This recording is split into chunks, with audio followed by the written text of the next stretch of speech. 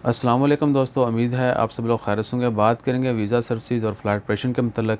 आज 14 जून 2021 सोमवार का दिन है और ये एक रिक्वेस्टिंग वीडियो है ओमान गवर्नमेंट से, तमाम ऑफिशियल अथॉरिटीज़ से, पर्सन से, कि वीज़ा सर्विसेज और फ़्लाइट ऑपरेशन जो है दोबारा से स्टार्ट किया जाए, ताकि जो भी लोग those people who are standard outside of Oman they can return to Oman and they can start their business and they can continue their job as well. So even many families they are stranded outside, they can come back and they can join their family members.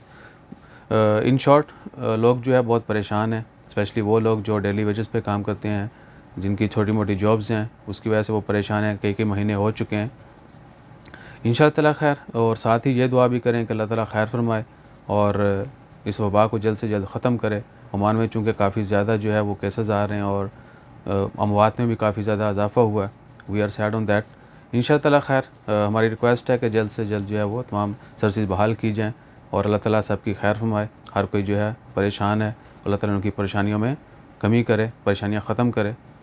आप सब भी दुआ कीजिएगा और कोशिश कीजिएगा कि जितने भी सेफ्टी मेजरमेंट्स हैं तो उनको फॉलो करें और ख़ुद भी सेफ़ रहें, दूसरों को महफूज रखें।